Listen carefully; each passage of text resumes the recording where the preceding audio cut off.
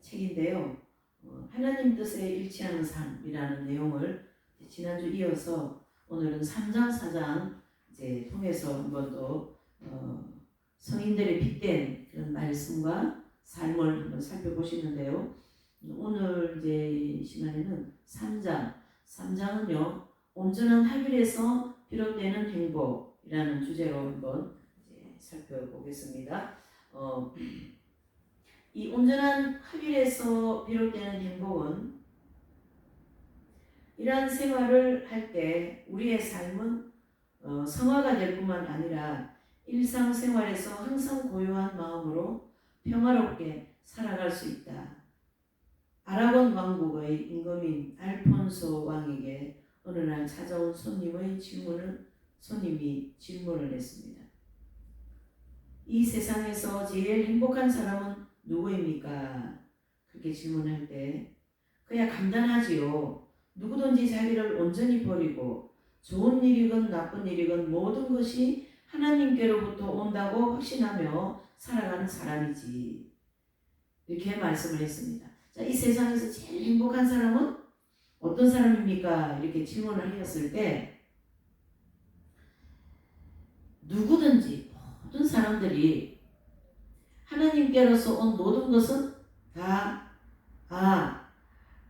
그 일이 좋은 일이든 나쁜 일이든 이건 하나님으로부터 온 일이구나 이렇게 생각하는 것이 행복이다 이런 뜻이에요. 그러나 우리의 삶을 볼 때 사실은 내 마음에 맞는 일이 오고 맞는 사람이 오면 기분 좋죠. 그러나 내 마음에 맞지 않는 사람 또 나하고 맞지 않는 일이 온다든가 환경을 맞이한다면 그거는 싫은 거예요. 그것은 하나님의 뜻을 온전히 받아들이는 입장이 못 된다. 우리가 그렇게 이해를 해야 되겠죠.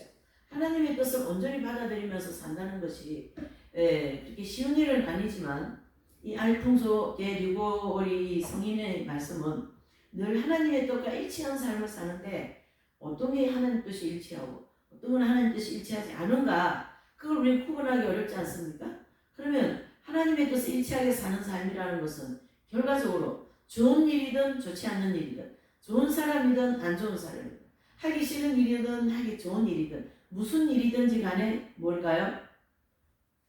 하나님께서 주신 일이구나 하나님께서 보내신 모든 것이구나 하고 받아들이면 그것이 하나님의 뜻에 일치하는 삶이다. 또 그러한 삶이 가장 행복한 삶이다. 그런 뜻이 되는 거죠.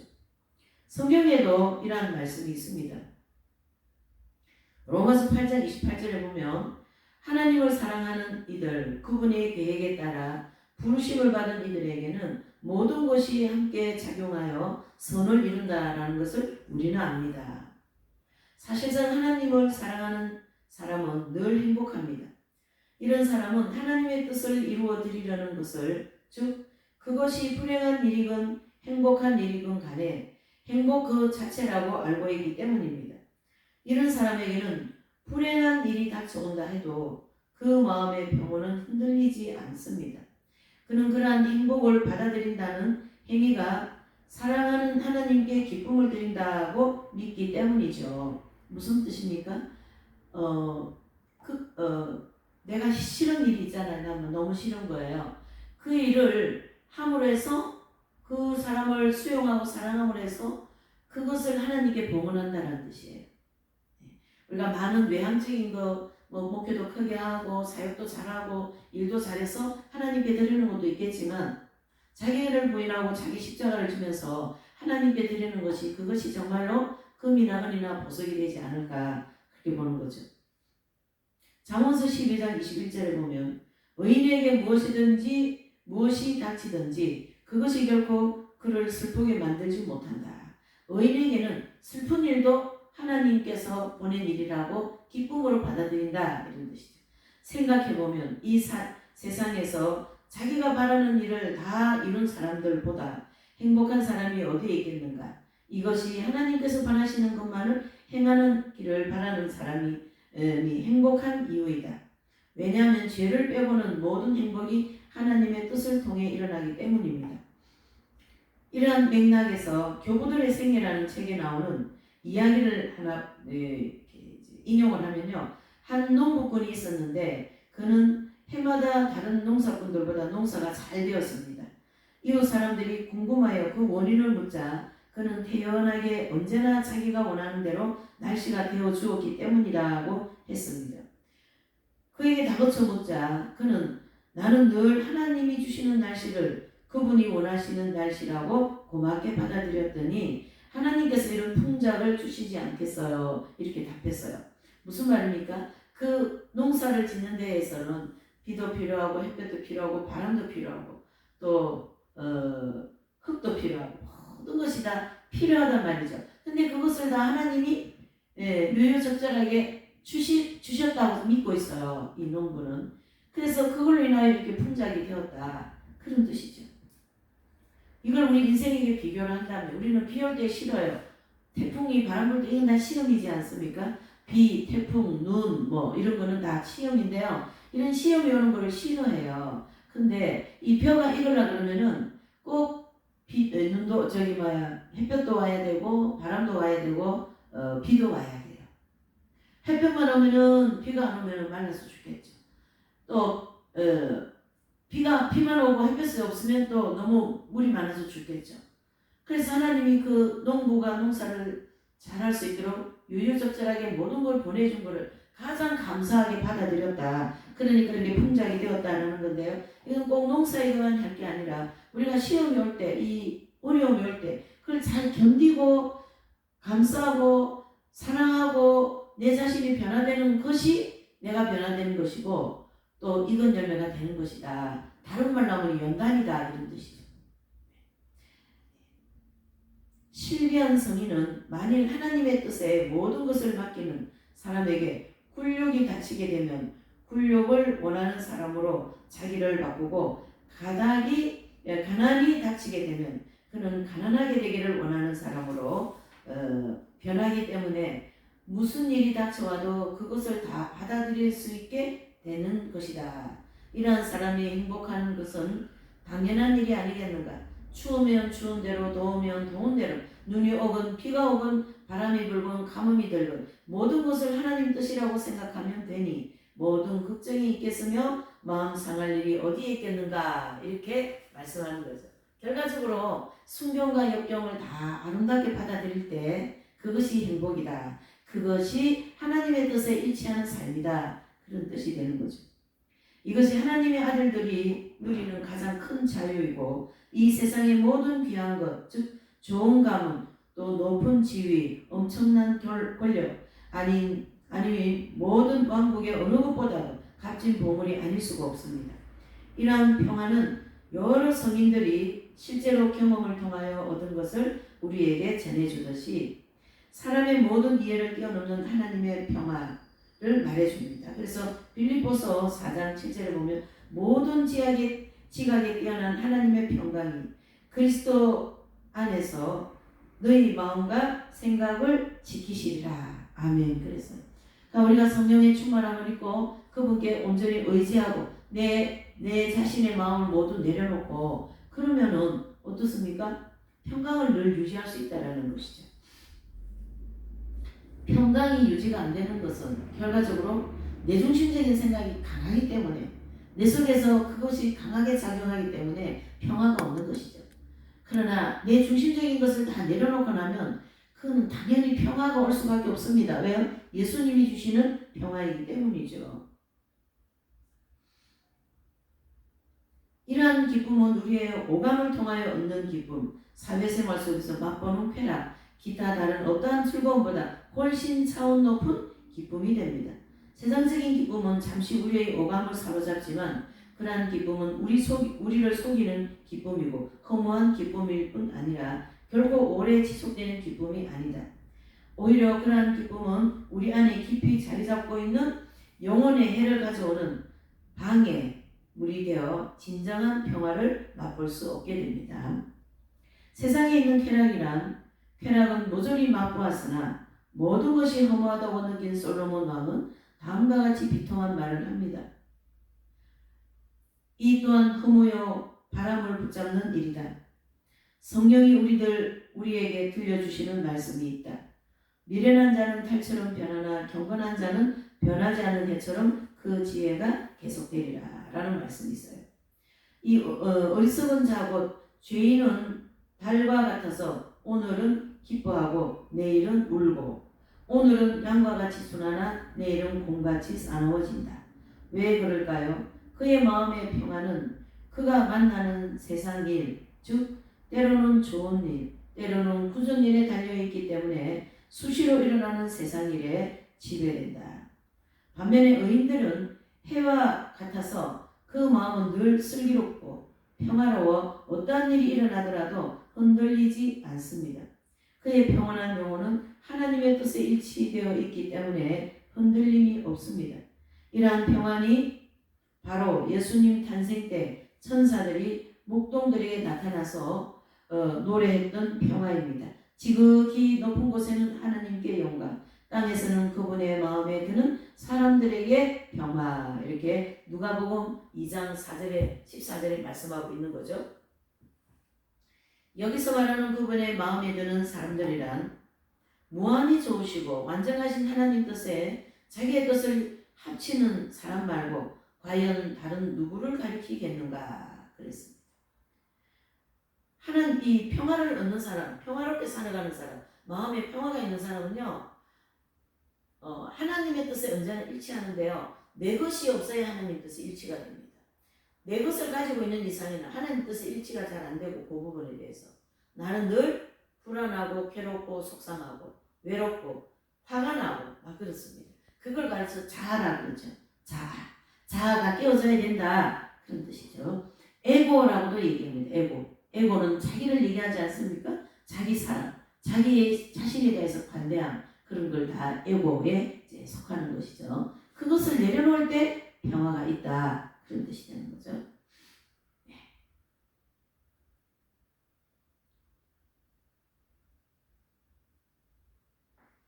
자, 그러면 무엇이 하나님 뜻인지, 무엇이 선하고 무엇이 하나님의 마음에 들며 무엇이 완전한 것인지 우리가 그것을 식별하면서 그분의 뜻을 살펴보는 사람이야말로 의로운 사람이라 할 수 있을 것이다. 그렇다면 우리는 지금의 이 환경도 감사함으로 그냥 받아들이면 됩니다. 아, 왜 이렇지? 저 사람 왜 이렇지?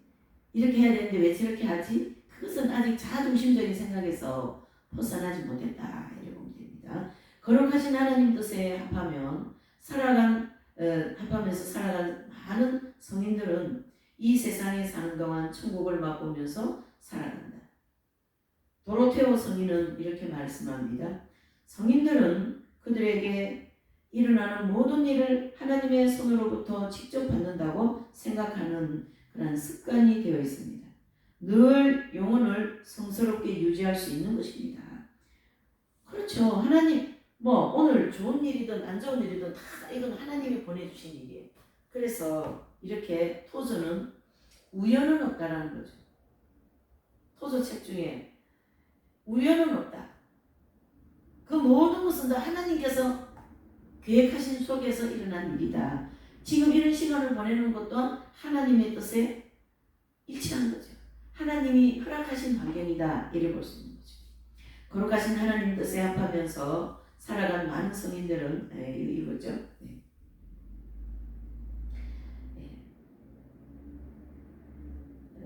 파치의 마리아 막달레나 성녀는 얼마나 하나님의 뜻에 합하는 생활을 했는지 하나님의 뜻이라는 말만 들어도 즉시 황홀경에 들어갔다고 합니다. 참 부럽지 않습니까? 이런 게 이것이 하나님의 뜻입니다. 그 말만 들어도 막 황홀경에 들어갔다라는 거예요. 자, 세상살이에서 일어나는 여러 사건들이 우리의 감각에 작은 파문을 일으키는 것은 사실입니다. 감각이 뭡니까? 정욕적인 그러한 것으로 자꾸 파문을 정욕적으로 자꾸 하고 싶은 거죠. 정욕을 자꾸 추구하고 싶은 거죠. 네. 자, 정욕이라는 것은 우리가 꼭 어디 외도를 하고 음행을 하고 그건 당연 그런 거는 일단 세상 사람들도 다 아는 거고요. 성경에서 얘기하는 이제 오감 내지는 정욕 그것은 애정과 욕망을 가르치게 해요. 하나님보다도 사랑하는 건데 우리 자체는 정욕으로 구성되어 있기 때문에 무엇을 사랑해도 사랑을 해야 돼요. 무엇을 내 마음을 그걸 가지고 있어도 있어야 됩니다. 내 중심적인 거죠. 그것을 떨쳐낼 때 하나님의 뜻을 일치하기가 가장 좋은 그러한 사람이 되는 거죠. 그것은 결과적으로 연단을 받아야 되지, 연단을 받지 않으면 이 순수한 정욕이 될 수가 없습니다. 자아가 깨어질 수가 없다, 이런 뜻이 되는 거죠. 세상살이에서 일어나는 이런 사건들이 우리의 감각을 작은 파문을 일으키는 것은 사실입니다. 그러나 이러한 파문은 영혼의 표면만을 건드릴 뿐 우리의 뜻이 우리의 하나님의 뜻과 합해 있는 한 영혼이 깊은 곳에 자리 잡고 있는 평온과 평화에는 조금 더 영향을 미치지 않습니다. 이 말씀은요, 영의 예수님의 생명이 합일될 때 이게 가능한 거예요. 합일될 때. 그러니까 예수님의 생명이 그 영혼의 지성소에 합일이 되어지면 예수님은 평화, 평강이잖아요. 그 평강 자체가 그 영혼에 합일되어 있기 때문에 평강 덩어리 이렇게도 얘기할 수 있는 거죠. 평강 덩어리. 우리 주님께서 말씀하시기를 그 기쁨을 아무도 너희에게 빼앗지 못할 것이다. 요한복음 16장 22절. 너희 기쁨이 충만해질 것이다. 요한복음 16장 24절. 하나님의 뜻에 합하면서 살아가는 사람은 충만하고 영원한 기쁨을 맛봅니다.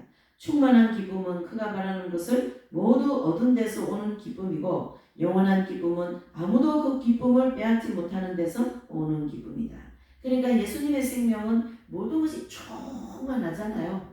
조금 있고 조금 덜 있는 게 아니에요. 완벽한 게 예수님의 생명이거든요. 하나님 삼위일체 하나님이시니까 그 삼위일체 하나님이 그의 영혼에 합일이 되어 있으니까 얼마나 완벽한 평화다, 기쁨이다, 이렇게 볼 수 있는 거죠.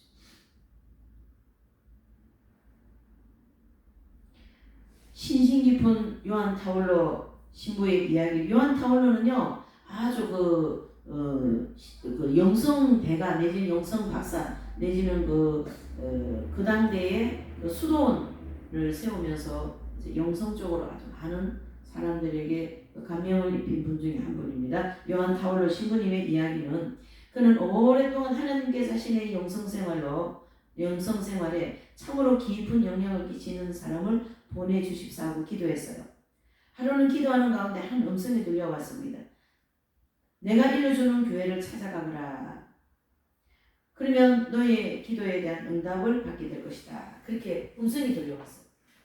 자, 그래서 이 신부님은, 요한 타올로 이 신부님은 음성이 시키는 대로 그 교회를 찾아갔는데요. 그 교회 문턱에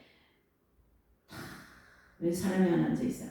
근데 보니까 그 사람은 맨발로 누더기를 걸치고 있는 거지가 앉아 있는 것을 보았어요.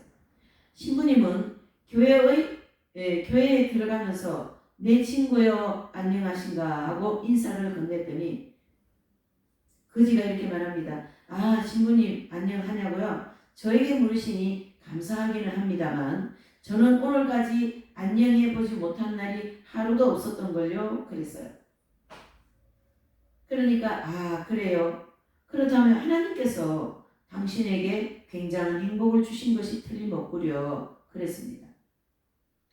그러니까 그 거지는 예, 신부님 그렇고 말고요. 저는 신부님 말씀대로 한 번도 불행해 본 일이 없는 행복한 사나이입니다. 제가 이런 말을 한다고 허풍을 떤다고 생각하지는 마세요. 이제 진정이니까요. 이것이 진정이니까요. 왜 그런지 말씀드릴까요? 나는 먹을 것이 없으며 하나님께 감사드리지요.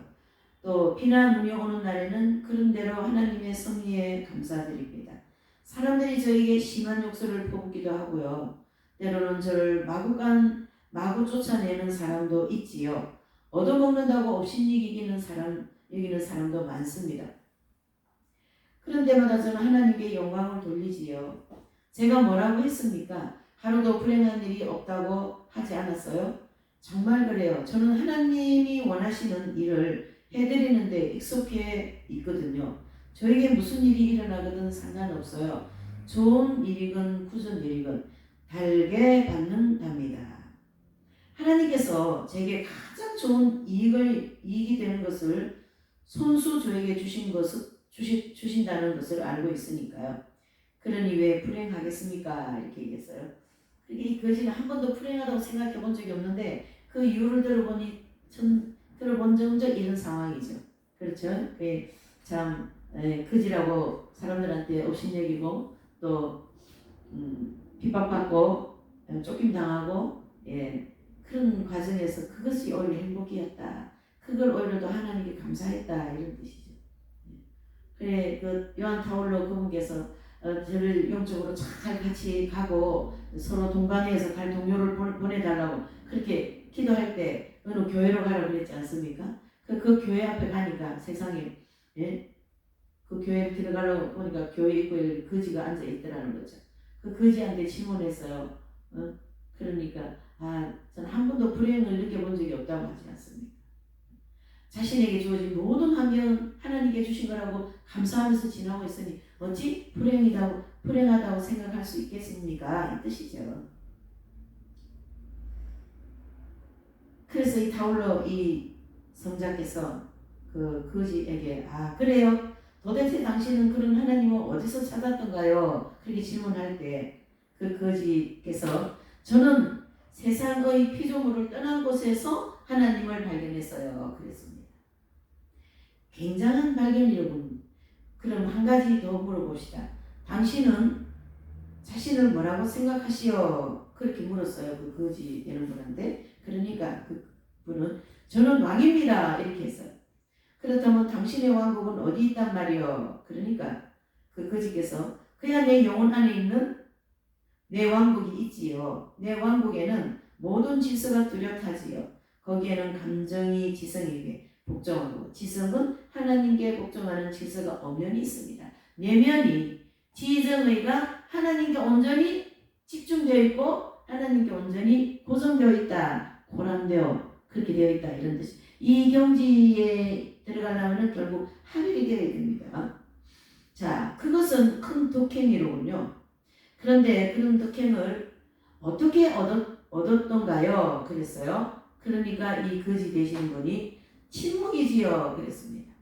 저는 하나님께는 별의별 말을 다 하지만 사람에게는 침묵을 지키는 습관이 몸에 익혔습니다. 하나님과 대화함으로써 내 영혼은 평화를 발견하고 유지한다는 것을 알게 된 것이지요. 하나님의 뜻에 합한다는 행위로 이 거지는 이런 높은 수준의 성덕에 이르게 된 것입니다. 그는 비록 가난하지만 이 세상의 가장 돈 많은 왕족들보다 더 풍요로웠으며 얻어먹는다는 어려움 속에서도 이 세상의 어떠한 즐거움보다도 행복할 수 있었다라는 거예요. 그래서 침묵이지요. 저는 하나님께서 별의별 말을 이 말을 이제 이렇게 크게 글자를 만들었어요. 일어났어요. 이렇게. 자, 한 번 더 읽어볼게요. 이 침묵이 우리의 영혼이 얼마나 평안을 주는가 보시죠. 침묵이지요. 저는 하나님께서 별의별 말을 다 하나님께는 별의별 말을 다 하지만 사람에게는 침묵을 지키는 습관을 몸에 익혔습니다. 하나님과 대화함으로써 내 영혼은 평화를 발견하고 유지한다는 것을 알게 된 것이죠. 아멘. 우리가 말을 하지 않고 살 수는 없지만 불필요한 얘기, 영적으로 별로 영향가 없는 얘기, 남의 얘기, 남 허물 얘기, 남의 그 어떤 아픈 얘기, 그런 것은 우리가 침묵해야 됩니다. 그런 침묵은 황금 침묵이죠. 그러나 꼭 필요한 얘기, 남에게 영적으로 유익한 얘기, 내 영혼에 유익한 얘기는 할 수 있는 거죠. 참 성인께서 그런 기도를 할 때 그 응답이 참 신명하지 않습니까? 어느 교회를 가라 그랬는데 그 교회 입구에 그림이 앉아 계신데 그분이 그렇게 평화롭게 사는 거예요. 그럼 그 평화를 어디서 얻게 되었냐? 그렇게 질문하였을 때 모든 세상으로부터 떠나 있는 그 자리가 평화를 얻은 자리입니다. 이렇게 답하지 않습니까? 여러분 우리가 이 짧은 이제 온전한 합일에서 비롯되는 행복이라는 이 주제에서는 우리가 하나님께서 주시는 모든 것은 다 나에게 유익하다라는 거예요. 그게 불행이든 행복이든 뭐 내 마음에 맞든 안 맞든 그건 나를 유익하기 위해서 주신 거기 때문에 거기에 감사하는 것이 하나님과 일치하는 삶이다. 이렇게 볼 수 있는 거죠. 자, 네 번째로는요. 하나님께서 우리의 선함을 바라신다. 하나님께서는 우리가 선하게 살기를 바란다는 얘기예요. 이 선함이라는 것은 하나님 중심적으로 사는 것을 선함이다, 이렇게 볼 수 있는 거죠. 하나님 중심적으로 사는 것이 바로 뭘까요? 마태복음 5장, 6장, 7장에서 보면 그 산상수훈의 위대한 그 황금 말씀 있잖아요. 그 말씀대로 살아보려고 하고 살아가지는 것, 이런 모든 것이 다 선함이다, 이렇게 볼 수 있는 거죠. 하나님의 뜻에 거역하는 어리석고 어리석은 사람들이여, 하나님께서 뜻하시면 아무도 어려움과 시련에 빠져나가지 못합니다. 하나님이 허락하지 않으시면 그 어려움과 시련에서 아무도 빠져나갈 수 없다는 얘기예요. 영원히 고통과 시련 속에 살아야 된다, 이런 뜻인데요. 예수님이 이 땅에 오심으로 해서 우리는 고통에서 벗어날 수 있고 또 그 선함을, 즉 하나님 중심적인 삶을 살아갈 수 있는 은혜가 있다, 이런 뜻이죠. 누가 그분의 뜻을 거역할 수 있겠습니까? 로마서 9장 19절. 생각해보면 역경에 처해 있을 때에는 하나님을 원망하고 저주해서 의로울 것이 하나도 없다. 하나님을 원망한다고 고통이 줄어드는 것도 아니고 하나님이 우리 인간의 저주를 받았다고 해서 두려워하시는 분도 아니시다. 이런 사람에게는 어떠한 좋은 것을 돌아오지 않을 뿐더러 오히려 이 세상을 사는 동안 마음이 평화롭지 못할 뿐만 아니라 저 세상에 가서는 하나님의 엄한 심판을 받는 결과를 얻을 뿐, 이 얼마나 큰 손해입니까? 라는 거죠. 지혜가 충만하시고 능력이 넘치시는 분, 누가 그분과 겨루어서 무서워하리요? 욥기 4장에 나오는 말씀이죠. 병으로 고통받는 사람이 부르짖는 고함소리, 가난한 사람이 투덜대며 늘어놓는 불평, 이러한 행위가 가져오는 것이 더 불행해지는 일 외에 무엇이 있겠는가? 그렇게 분풀이를 했다고 해서 고통이 사라지고 시련이 물러가기라도 한단 말인가? 아우구스티노 성인의 말씀을 보면, 이 작은 자야 성장하여 철이 들려무나 내가 행복을 얻으려고 무엇을 찾았단 말인가? 이것저것 다 그만두고 만물을 모두 행복하게 만드는 그 한 가지를 찾아라. 그렇다. 내 벗들이여, 그 한 가지가 하나님 아니고 무엇이겠는가? 그대들은 하나님을 찾아 나서서 그분을 발견하라. 이사야는 그렇게 말씀하죠. 우리가 알자, 여호와를 알자, 여호와를 알자, 힘써 여호와를 알자, 이런 말씀이 있습니다. 우리가 하나님을 많이 알아야 됩니다. 하나님을 많이 느껴야 됩니다. 그렇게 할 때 선하게 살아갈 수 있는 거죠. 그분을 발견하거든 바싹 그분께 매달려라. 그리고 그분의 뜻에 그대의 뜻을 쇠사슬로 꽁꽁 묶어 놓아라. 그리하면 그대는 이 세상에서 평화를 누릴 뿐 아니라 저 세상에서도 큰 상급을 얻을 것이다. 예수님을 찾아가라는 거예요. 예수님만을 바라보라는 거예요. 예수님만 의지하라는 거예요. 네. 하나님 우리의 선입을 원하신다. 자, 선입, 즉 선함을 원하신다는 얘기죠. 이런 마음을 품고 인내와 사랑과 온유와 겸손으로 이웃을 사랑하고 내 환경에 주어진 모든 걸 사랑하는 그 자체가 선하기 때문에 선함을 추구하라, 이런 뜻이죠. 하나님은 이 세상의 누구보다도 나를 사랑하신 능력이 있고 실제로 그렇게도 하십니다. 하나님의 뜻은 아무도 자기의 영혼을 잃어버리지 않게 하는 데 있고 누구나 성스러운 삶을 통하여 영혼의 구원을 얻게 한다라는 거죠. 성스러운, 거룩한 삶을 통하여 하나님께 도달하지, 거룩하지 않는 삶을 통하여서는 하나님께 도달할 수가 없습니다. 이해가 되시죠? 네. 아무도 멸망하지 않고 모두 회개하기를 바라시기 때문입니다. 베드로전서 3장 9절이죠. 데살로니가전서 4장 3절을 보면 하나님의 뜻은 바로 여러분이 거룩한 사람이 되는 것입니다. 그게 하나님 뜻이라는 거예요. 우리가 거룩해진다는 것이 하나님 뜻이라는 거예요. 우리가 거룩해지지 않는 것은 사실은 하나님의 뜻이 아니에요. 그래서 아직 저도 거룩해지지 않았기 때문에 하나님의 뜻을 100% 수용하면서 간다는 것은 아니에요. 그 뜻을 수용하려고 오늘도 힘들게 주님 하면서 가고 있다 이렇게 볼 수 있죠. 자, 우리는 하나님은 우리가 행복하게 되는 길을 마련하셨고 우리가 행복해짐으로써 하나님께 영광이 됩니다. 하나님의 본성은 선이시기 때문에 무한하십니다. 우리가 하나님의 그 속성을 공부할 때 하나님의 무한성을 공부하지 않았습니까? 하나님에게는 무엇이든지 조금도 부족함이 없어요. 모든 분야에 완벽하십니다. 모든 분야에 완벽하십니다. 선은 확산하는 성격이 있으므로 하나님은 우리 인간에게 그 선이 확산되어 모든 사람이 행복을 누릴 수 있게 되기를 열망하십니다. 하나님은요 우리를 통하여 하나님의 선을 이루시려고 열망하고 계신다라는 거예요. 그렇기 때문에 우리는 반드시 선하게 살아야 된다. 하나님의 선을 추구해야 된다. 이래 보는 거죠. 그러므로 만일 하나님이 우리에게 시련을 주신다면 그것은 오로지 우리의 선을 위해서이지 하나님의 뜻은 모든 것이 함께 작용하여 선을 이룹니다. 그래서 우리에게 심한 박해가 온다 하더라도 그것은 우리를 멸망시키기 위한 것이 아니고 오히려 우리의 잘못된 길을 바로잡아 주시기 위한 것이며 우리의 영혼을 구원하시기 위한 것입니다. 그들의 마음을 시험하시려고 그들에게 불같은 시련을 주신 것입니다. 그분께서는 우리에게도 그냥 보복하지 않으십니다. 주님께서 당신께 가까운 이들을 깨우쳐 주시려고 채찍질 하시는 것입니다.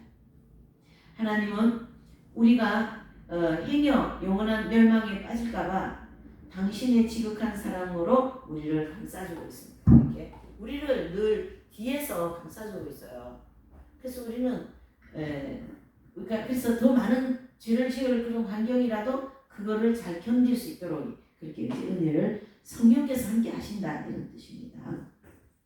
주님 당신께는 의인에게 복을 내리시고 큰 방패가 든 호의로 그를 덮어주십니다. 라고 시편 5장 13편에 말씀합니다. 13절에 하나님은 우리의 안녕을 지극히 걱정하신다. 오죽하면 그의 외아들을 보내셨으랴. 당신의 아드님마저 아끼지 않으시고 우리 모두를 위하여 내어주신 분께서 어찌 그 아드님과 함께 모든 것을 우리에게 베풀어 주시지 않으시겠습니까? 하고 로마서 8장 32절에 말씀하고 있습니다. 그러므로 우리는 하나님의 섭리를 확실하게 믿으며 모든 일을 그분의 뜻에 맡겨야 할 것입니다. 자, 하나님께 맡기는 거에 대해서 우리 좀 생각해 봐야 될 것 같아요. 우리가 하나님의 뜻에 맡긴다고 하면서 안 맡기고 있어요. 내 마음에 꽉 쥐고 있어요. 그래서 자꾸 어려움이 생기는 거죠. 하나님께 그냥 맡기면 되는 건데, 그렇죠? 그분은 우리의 손을 걱정하시는 분이시다. 우리에게 어떠한 일이 생기든지 다음과 같이 말할 수 있어야 한다. 주님, 당신만이 저를 평안히 살게 하시니 저는 평화로이 자리에 누워 잠듭니다. 시편 4장 9절. 우리 자신을 그분의 손에 전적으로 맡겨야 한다. 그분은 어김없이 우리를 보살피시기 때문이다. 베드로전서 5장 10절에는 여러분들의 모든 걱정을 그분께 맡기십시오. 그분께서 여러분을 돌보고 계십니다. 참 기가 막히지 않습니까? 네. 우리의 생각을 하나님께 머무르게 하고 그분의 뜻을 실행해야 합니다. 그러면 그분은 우리와 우리의 행복을 생각해 주십니다. 주님께서 시에나의 성녀 카타리나에게 말씀하시기를 따라 나를 생각하여라. 그러면 나는 언제나 너를 생각하리라고 하셨습니다. 우리는 자주 아가서의 그 신부와 같이 말해야겠다. 나의 연인은 나의 것, 나의 그 이의 것, 나는 그 이의 것.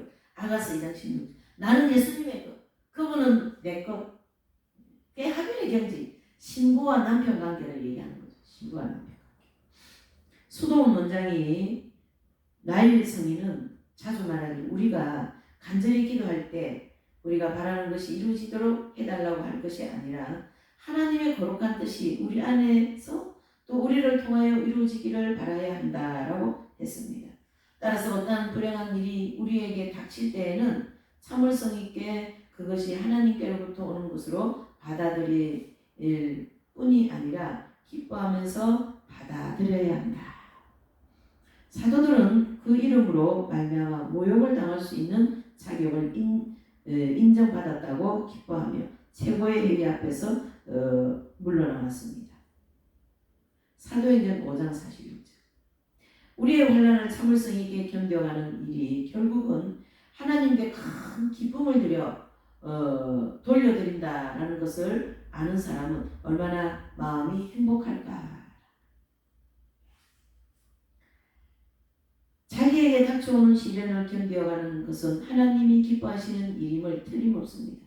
그러나 그보다 하나님을 기쁘게 해드리는 것은 자기의 뜻을 하나님의 뜻에 합하여 흡족해 하지도 않고 부족해 하지도 않은 상태로 하나님의 뜻에 온전히 모든 것을 맡기는 일이다. 그러니까 모든 걸 주님께 맡기라는 거예요. 이게 맡기는 신앙이 사실은 여호와 니시 신앙이거든요. 그럼 하나님이 싸워서 이겨주시는 거거든요. 그러나 그보다 하나님을 기쁘시게 해드리는 것은 자기의 뜻을 하나님의 뜻에 합하여 흡족해 하지도 않고 부족해 하지도 않는 상태로 하나님의 뜻에 온전히 모든 것을 맡기는 일이다. 그리고 모든 일이 하나님이 섭리하시는 그대로 되어가는 것을 바라고 즐거워하는 일이다. 경건한 사람들아, 그러므로 만일 그대가 하나님을 기쁘게 해드리고 이 세상에서 평온한 삶을 누리고 싶거든 항상 그리고 모든 일에서 그대의 뜻을 하나님의 거룩한 뜻에 합치시켜라. 합하라는 거예요. 내 뜻과 하나님 뜻에 합하라는 거예요. 과거의 잘못된 생활에서 지은 죄는 모두 그대가 하나님의 거룩한 뜻에서 벗어났기 때문이라는 것을 명심하라. 이제 하나님을 기쁘게 해드리는 일이 무엇인지 알았으니 앞으로는 마태복음에서 예수님을 말씀하시는 대로 그렇습니다. 아버지 선한 신 뜻이 이루어지기를 원합니다. 마태복음 11장 26절에 말씀합니다. 자, 만일 내 마음에 거스리는 일이 생기거든 곧 그것이 하나님으로부터 온 것이라는 것을 되새기고 즉시 이것은 하나님께로부터 오는 것이지 라고 말하면서 마음의 평온을 찾을 수 있다. 그렇게 하면 마음의 평온을 찾을 수 있다는 거예요. 주님이는 당신이 하신 일이었기에 나는 벙어리처럼 입을 닫고 입술을 열지 못하나이다. 즉 주님이 하신 일이므로 나는 아무 소리도 하지 않고 다만 그것을 받아들일 뿐이다 라는 마음의 자세가 되어야 한다라는 거죠. 그대의 모든 생각과 기도의 지향을 모아 그대가 이렇게 되기를 바라라.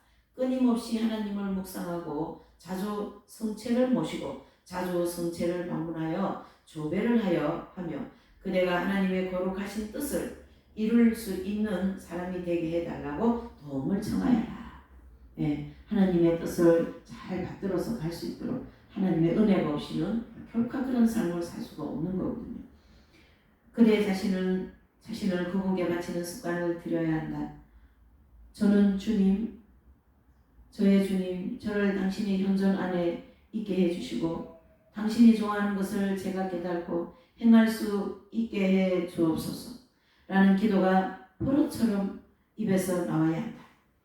이것이 데레사 성녀가 늘 몸에 익힌 기도였습니다.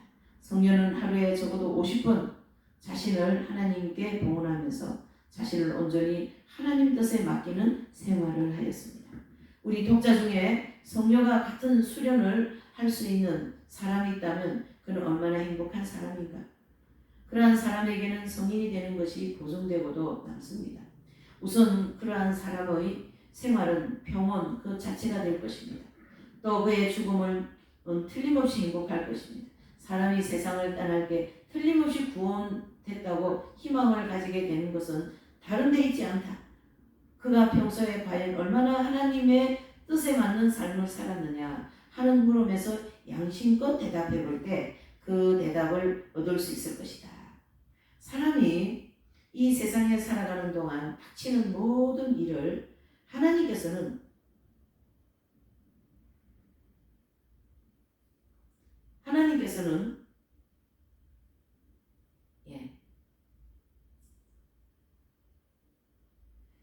하나님께서 주시는 것으로 알고 그 뜻에 합치며 살았었다면 그는 참으로 성인다운 죽음을 맞게 될 것이고 그의 영혼은 구원을 받을 것이다. 그러므로 우리는 다 같이 모든 것을 하나님이 기뻐하시는 대로 그의 거룩한 뜻에 우리의 뜻을 합치며 살아가자. 하나님은 무한히 지혜로우시며 때문에 우리에게 무엇이 좋은가를 다 알고 계십니다. 무궁무진하신 분이시잖아요. 그리고 하나님은 무한히 선하시고 무한한 사랑이시기 때문에 인간을 위해 목숨까지 내어놓으셨습니다. 그분의 뜻하는 것은 우리에게 결코 이루어질 수가 없습니다. 바실리오 성인의 말한 것처럼 티끌만큼도 의심하지 말고 하나님께서 우리의 선익을 위해 일하신다는 확신을 가지도록 하자. 하나님께서는 우리가 감히 기대하거나 성취하려고 애썼던 것보다 더 큰 선익을 우리에게 안겨주실 것이다. 그러면서 이 마지막 기도문은 저의 주님, 저를 당신의 형전 안에 있게 해주시고 당신이 좋아하시는 것을 제가 깨닫고 행할 수 있게 해 주시옵소서. 아멘. 이렇게 기도하고 4장을 마쳤습니다. 자, 우리가 하나님 뜻을 일체해서 살고 싶다라는 마음을 안 가지고 있는 사람은 없습니다. 그러나 그 환경이 우리에게 도래하였을 때 그냥 화가 나고 짜증이 나고 불편이 나고 교만하고 겸손하고 온유하지 못하고 그런 것이 굉장히 우리가 많이 경험을 하고 살죠. 이 성 알풍소 마리아 데 리고리 이 성인께서 이 하나님 뜻에 일치한 삶이라는 것은 마음에서 화가 나도 하나님 뜻으로 받아들이면 화가 없어진다는 거예요. 그 사람한테 뭐라고 하고 싶어도 하나님 뜻으로 받아들이면 그것은 어떻게 해요? 뭐라고 하고 싶은 마음이 없어진다. 결국 성령의 인도를 받아야 된다. 성령께서 도와주셔야 된다. 성령께서 우리의 내면에 들어오시면 지정의를 성령께서 주장하시면서 우리를 하나님의 뜻에 일치한 그 길로 한 걸음 한 걸음 하루하루 순간순간 이끌어 가지지 않습니까? 그래서 이 마지막 때 우리는 기도하고 성령 충만받고 말씀과 기도로 무장하여서 하나님의 뜻에 일치하는 삶을 사시기를 예수님 이름으로 축복하며 기원을 드립니다. 자, 기도하시겠어요? 사랑과 은혜가 충만하신 하나님 아버지 감사합니다. 오늘도 이 알풍소 대리고우리 성인을 통하여서 하나님 뜻에 일치하는 삶이 어떤 것인가를 또 다시 한번 알려주시오니 감사합니다. 모든 하나님과 관계되지 않는 부분에서는 침묵하게 하시고 하나님과 관계되는 모든 것으로부터 우리는 말을 하여서도 아름답게 꽃을 피우는 우리 모두가 되는 그러한 지혜와 믿음과 성령 충만을 내리워 주시옵소서. 감사를 드리며 귀하고 복되신 예수님의 이름으로 기도 올려옵나이다. 아멘.